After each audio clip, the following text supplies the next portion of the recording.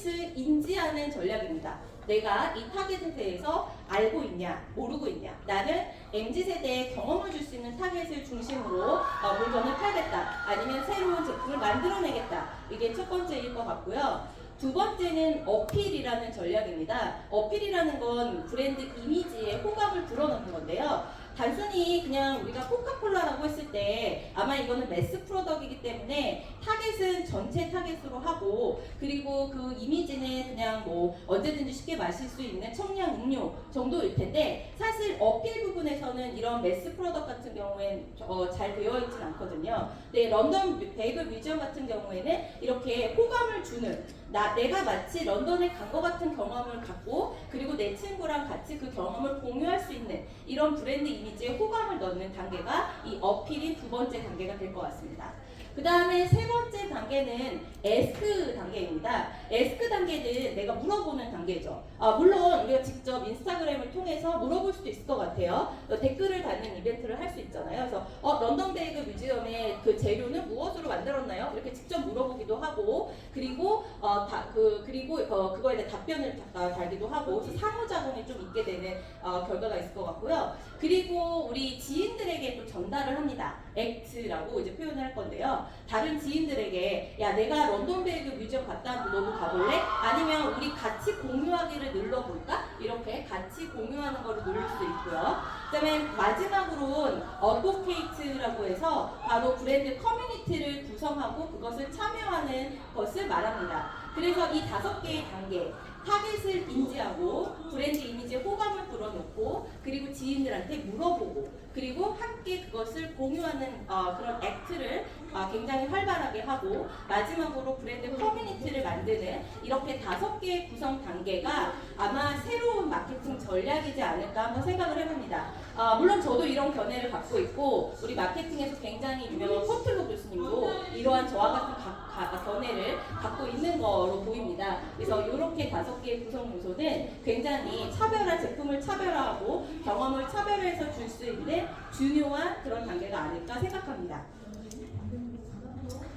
두 번째로는 이제 여러분 모두 다 아시는 불닭볶음면의 스마트한 차별화 전략에 대해서 얘기를 해보려고 합니다. 저희 학생 중에 아마 오늘 참석했을 텐데 손영빈이라는 학생이 있습니다. 이 학생이 라면 업계에 조금 있죠. 그래서 우리 영빈 학생이랑 같이 한번 이 불닭볶음면의 얘기를 한번 같이 나눠볼까 합니다. 네, 이 불닭볶음면에 여러분 보시는 것처럼 이렇게 캐릭터를 만들었거든요. 기존 라면과 어떤 차별점이 있는 것 같은지 혹시 영빈 학생이 좀 얘기해 주실 수 있을까요? 제가 삼양식품 동시 홍보대사로 활동을 한 적이 있죠.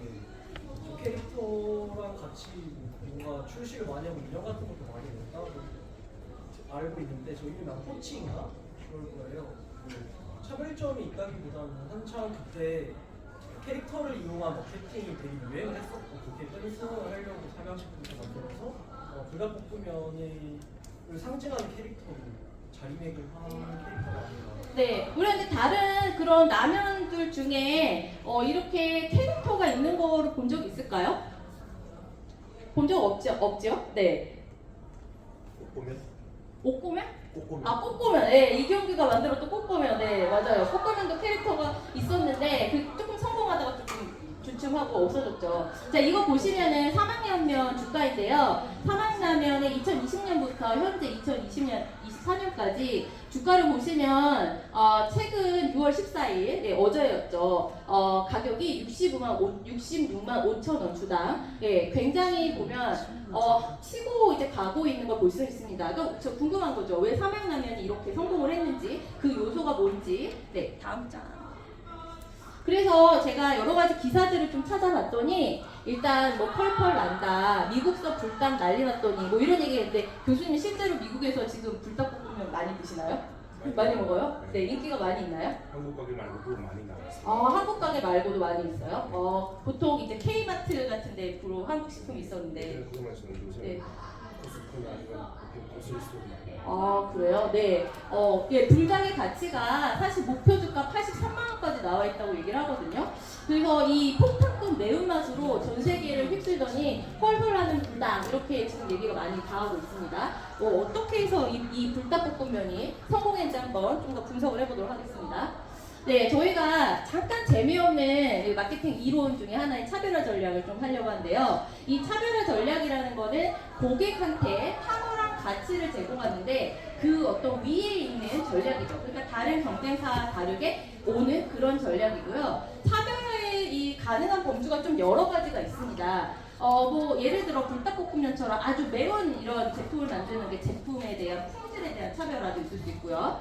그 다음에 컵 가격을 뭐 지나치게 낮추는 월마트 같은 경우는 굉장히 싸게 하는 그런 가격의 차별화가 있을 수 있고요. 아까처럼 런던 베이글 뮤지엄처럼 브랜드 이미지를 고급스럽고 뭔가 좀 이국적인 이런 브랜드 이미지 차별화를 할 수 있고요. 그리고 고객 서비스를 좀 다르게 VIP 이런 서비스 예를 들어서 뭐 현대백화점에서 자스민 클럽을 하는 것도 예를 들어 고객 서비스 차별화 전략이라고 볼 수 있을 것 같습니다. 이 외에도 좀 다른 여러 가지 차별화 전략들이 있거든요. 좀 더 구체적으로 설명해보면 예를 들어 제품 품질 차별화 같은 경우에는 뭐 노스페이스 같은 경우에는 등산 전문 용품만 판매하고 있잖아요. 이것도 이제 차별화라고 볼 수 있고요. 그 다음에 저희 청담동에 르사르 커피라고 제가 좀 좋아하는 커피가 있는데 여기 같은 경우에는 앉아서 먹을 때는 좀 가격이 30% 정도 비싸요. 그래서 한 5,000원대를 받고 서서 스탠딩으로 먹고 가면 1,800원에서 약 2,000원 정도를 먹을 수 있거든요. 그래서 가격 차별화를 하는 경우도 있고요. 뭐 K뱅크나 토스뱅크 같은 경우에는 이렇게 빠르게 은행 업무를 할 수 있다는 점에서 서비스의 차별화. 그리고 아까 제가 말씀드린 것처럼 백화점에서 하고 있는 자스민 등급의 발레, VIP 라운지 제공 같은 고객 서비스 차별화 이런 것도 있고요. 넷플릭스 같은 경우에는 유통 경로를 차별하고 있습니다. 그래서 온라인으로만 제공을 하고 있는 것 있죠. 그리고 인적 차별화 같은 경우 스타벅스 같은 경우에는 유니폼이나 바리스타를 고용해서 다른 다른 커피 브랜드들과 다른 차별화 전략을 좀 보여주고 있습니다. 그리고 제 책에도 나와 있지만 아이디어스라는 이런 회사가 있는데요. 이 회사 같은 경우에는 각각 개인의 어떤 소비자 판매 제품에 대해서 가격 서비스를 하고 있거든요. 그래서 이렇게 판매 방식의 차별화도 하고 있습니다. 자, 그렇다고 하면 이 불닭볶음면은 어떤 차별화를 하고 있느냐? 불닭볶음면 홈페이지에 들어가 보시면요. 우리가 가장 기업에서 중요한 게 미션 앤 비전 그리고 슬로건 굉장히 중요한데 얼어붙은 일상의 매콤한 반전이라는 미션을 사용하고 있습니다. 굉장히 좀 신선하죠. 예를 들어 나이키 같은 경우에 Just Do It 뭐 이런 식으로 좀 얘기를 하고 있는데 여기서는 좀 본인이 어떤 매콤함에 대한 그 맛을 이렇게 미션 안에 불어 넣은 경우거든요. 그들의 슬로건은 더 재미있습니다. 불닭 이즈 아이스 브레이커, 스파이스 브레이커라는 슬로건을 갖고 있습니다. 어떻게 보면 되게 가볍고 굉장히 재밌고 그리고 그 매운맛에 대한 이 표현 그리고 나는 매운맛을 우리는 계속 이 매운맛의 제품을 만들 거다라는 하는 그들의 어떤 의지가 보이는 그런 미션과 슬로건이 될 것 같습니다. 예, 그래서 제가 이 홈페이지 들어가서 도대체 어떤 차별화 제품에 어떤 차별화 전략을 갖고 왔는지 좀 더 분석을 해보았는데요. 아까 말씀드린 것처럼 캐릭터 딱 봐도 사실 다른 육개장 라면에는 보통 일반적인 라면에는 이렇게 지금 그림이 나와 있습니다. 그 신라면 같은 경우에도 매울 신 글자가 하나 있고 제품 위주로 나와 있는데 이 아까 말씀드린 것처럼 이 불닭볶음면 같은 경우에는 캐릭터에 굉장히 치중을 했어요. 근데 왜 캐릭터에 치중했을까요? 영빈아 한 번 더 얘기해 줄까? 왜 치중을 했을까요?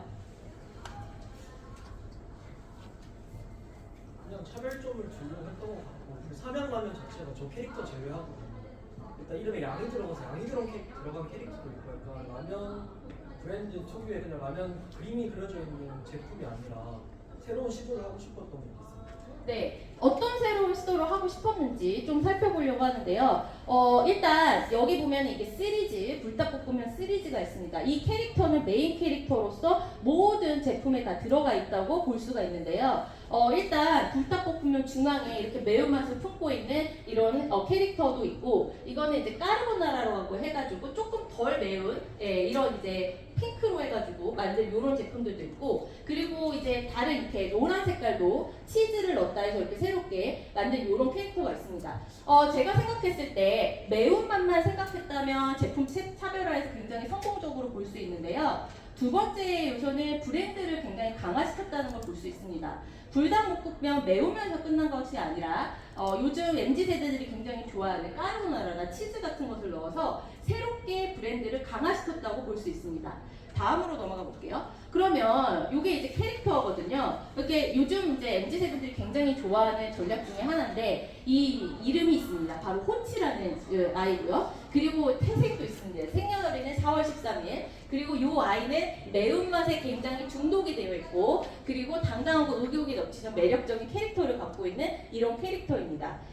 또 이 재밌는 것은 푸드 스타일리스트를 꿈꾸지만 패션 테러리스트인 이러한 이제 재밌는 이런 특징을 가지고 있고요. 그리고 더 재밌는 거 여러분이 보통 그 해시태그 붙여갖고 인스타그램에 푸드 스타일리스트 이런 거 많이 쓰잖아요. 그래서 이 호치도 많이 쓰는 연관 검색어가 마치 연예인 아이돌처럼 푸드 스타일리스트, 패션 테러리스트, 엉매다, 불닭 5개 흡입, 매운맛 중독 이런 이제 해시태그를 연관 검색어로 갖고 있습니다. 그래서 제가 봤을 때는 마치 아이돌계에 살아있는 사람처럼 이 캐릭터를 만들었기 때문에 이 컨텐츠 측면에서 굉장히 새롭고 다른 라면들과 다르게 굉장히 새롭고 그리고 새로운 어프로치 전략을 가졌다고 볼 수 있습니다.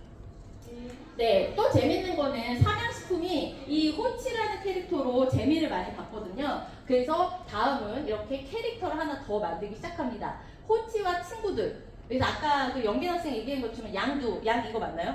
저거는 삼양 목장 캐릭터. 목장 캐릭터, 네, 목장 캐릭터 3명을 만들고 양도 새로 또 만들었죠. 네, 이렇게 지금 3명의 캐릭터를 만들어서 멈추지 않고 하나의 캐릭터, 주력 상품의 캐릭터에 멈추지 않고 뭔가 스토리를 이어가는 형식의 이런 캐릭터 사업을 하고 있다고 볼 수 있습니다.